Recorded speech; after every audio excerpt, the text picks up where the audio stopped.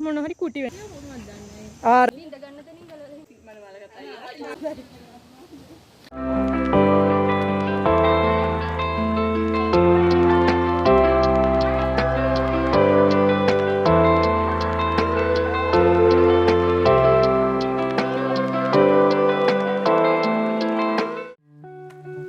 Hello ළමයි. පහුගිය දවස්වල මම එක දිගට වීඩියෝස් ටිකක් ගෙනාවනේ ඔයාලා මිහින්තලේ නිතර දකින්න නැති තැන් ගැන. අද යන්නෙත් එහෙම තැනකට. මේක නම් සිංහ පොකුණ. ඔයාලා මිහින්තලේ මැද මළුවට යන කාර් පාක් එක ගාවින් දකුණු අත පැත්තේ තමයි මේක තියෙන්නේ. මෙතනත් මේ සිංහ පොකුණත් එක්ක නටබුන් ගොඩාක් තියෙනවා. මේ තමයි ඒ සිංහ පොකුණ කියන එක. ලස්සන කැටයම් කරපු ගල් පළසක් යට සිංහෙක් ඉන්නවා. මේ සිංහගේ කටට තියෙන සිදුරෙන් තමයි වතුර එන්නේ. දැන් නම් ඒක පොකුණක් විදිහට බලා ගන්න නෑ. හැබැයි මට දැනගන්න ලැබුණ විදිහට උඩ තියෙන නාග පොකුණෙන් එන වතුර ඊළඟට යන්නේ මේ සිංහ පොකුණ හරහා. සිංහ පොකුණට අමතරව මෙතන තව ගොඩනැගිලිවල නටබුන් ගොඩාක් තියෙනවා.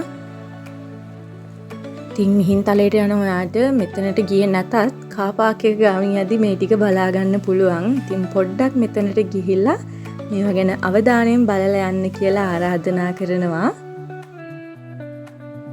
අද අපි යන ප්‍රධානම තැන මේක නෙවෙයි. මම දැන් කිව්ව මැද මළුවට එන කාර් පාක් එකේ දකුණු පැත්තේනේ සිංහ පොකුණ තිබුණේ. වම් අත පැත්තෙන් උඩට පඩි පෙළක් තියෙනවා කණ්ඨක චෛත්‍යයට. ඊට එහා පැත්තෙන් තමයි මෙන්න මේ මිහිඳු කුටි තියෙන්නේ. මිහිඳු කුටි අර කාර් පාක් එකයි අතරමැදින් තමයි උඩට මේ චෛත්‍යය තියෙන්නේ. අපි ෆස්ට් ටයිම් තමයි මේ යන්නේ. මං කලින් වීඩියෝස් වලත් කියලා තියෙනවා මිහින්තලේ තියෙන මේ පුංචි හැම කන්දක් උඩම චෛත්‍යයක් තියෙනවා කියලා. ඉතින් මේත් ඒ එකක්. මේක තමයි කණ්ඨක චෛත්‍යය. ඉතින් මේ දවස්වල අපේ කැම්පස් එකේ ඇකඩමික් වැඩ නෑ. මොකද අපේ වැකේෂන් එක නිසා අපි පොඩ්ඩක් මේ තැන්වල ඇවිදිනවා. මේක හරීම ලස්සන තැනක් ඇත්තටම. අපිට මෙච්චර කල් මගහැරුණේ ඇයි කියලා හිතුණා. මේක සියුම් නිර්මාණ ගොඩක එකතුවක්. මම ඒක ඉස්සරහට ඔයාලට පෙන්නන්නම්. ඒ වගේම මේ චෛත්‍ය අපි හිතනවට වඩා ගොඩාක් විශාලවට තියෙන්නේ නැති මේ නටමුන් තියෙන ප්‍රමාණෙත් එක්ක ඒක හිතා ගන්න පුළුවන්. ඒ වගේම මේ ළඟපාත මේ වගේ ගල් ගුහා තියෙනවා. මේ හැම තැනකම කටාරම් කොටලා තියෙන්නේ.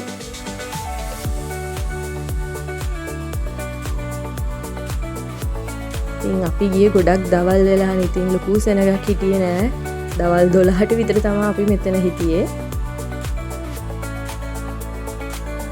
ඔයාලට පේනවා ඇති මෙතන මේ කණු උඩ සිංහ රූපයක් තියෙනවා. මෙතන මේ චෛත්‍යයේ වාහල්කඩ 4ක් තියෙනවා. ඒවා ගොඩක් නටමුන් පොඩි කොටස් තමයි දැන් ඉතුරු වෙලා තියෙන්නේ. මෙන්න මේ වාහල්කඩේ සිංහ රූප දෙකක් තමයි දෙපැත්තේ තියෙන්නේ. ඔන්න ඔයාලට පේනවා ඇති මෙතනට මිහින්තලේ පන්සල පේන විදිහ. මේ වාහල්කඩ සම්පූර්ණ ගලෙන් තමයි හදලා තියෙන්නේ. ඒ වගේම පුංචි කැටයම් සහ ගොඩාක් මහන්සි වෙලා කරපු වැඩක් කියලා මේක පේනවා.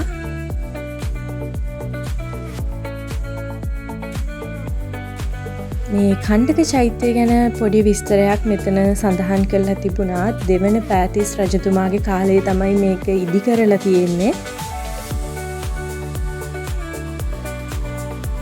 ඒ වගේම මේ වාහල්කඩ එහෙම නැත්නම් මල් ආසන ඔක්කොම ගලින් නිම කරලා තියෙනවා. වගේම මේ වාහල්කඩේ මේ වගේ මිනිස් රූප, දේව රූප වගේ දේවල් තියෙනවා. ඒ වගේම හොඳට බලන්න කලින් වාහල්කඩ දෙපැත්තේ සිංහ රූප දෙකක් තිබුණට මෙතන තියෙන්නේ ඇත් රූප දෙකක්. ඒ වගේම පුන් කලස, නාග රූප වගේ ගොඩාක් දේවල් මෙතන කැටයම් කරලා තියෙනවා. මේවා එකින් එක වෙනම තේරුම් මම දන්නේ නැහැ. ඒක දන්න කෙනෙක් ඉන්නා නම් හැමදාමත් වගේ මම කියන්නේ ඒක කමෙන්ට් සෙක්ෂන් එකේ දාන්න.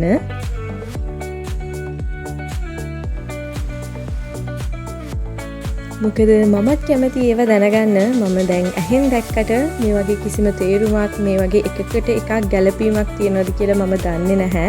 ඉතින් හැමෝටම දැනගන්න ඒක ෂෙයා කරන්න. ඔන්න ඉතින් මිහින්තලේ ඔන්න ඔය විදිහට පේනවා මෙතනට.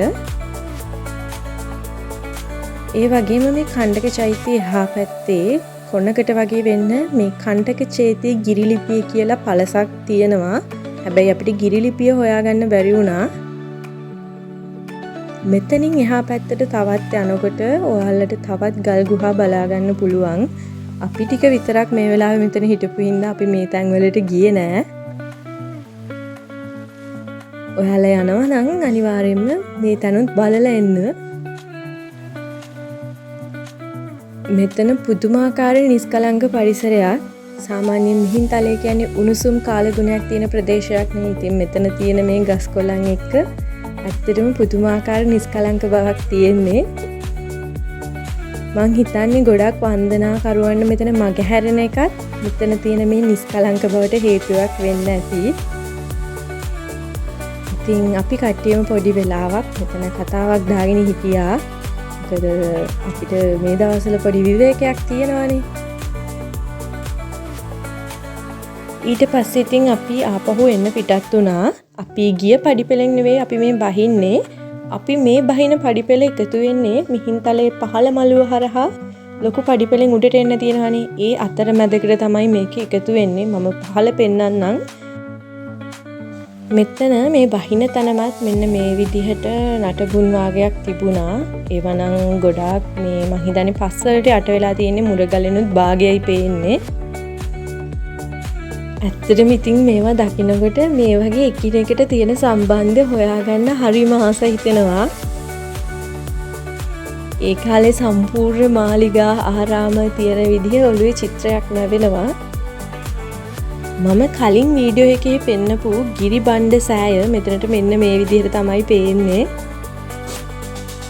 ඉතින් මෙන්න මේක තමයි මම අර කියපු පඩිපෙළ. මේ පඩිපෙළ දෙපැත්තෙන් මේ වගේ දාගැප් දෙකක් තියෙනවා නටමුන් වෙච්ච. ඊට පස්සේ ඉතින් අපි පහළ මළුවට ගියේ මෙන්න මේ පඩිපෙළ හරහා. ඉතින් එදාට අපි අපේ ගමන ඉවර කරා. මම ආයි දවසක වීඩියෝ එකකින් හම්බ වෙන්නම්. බයි.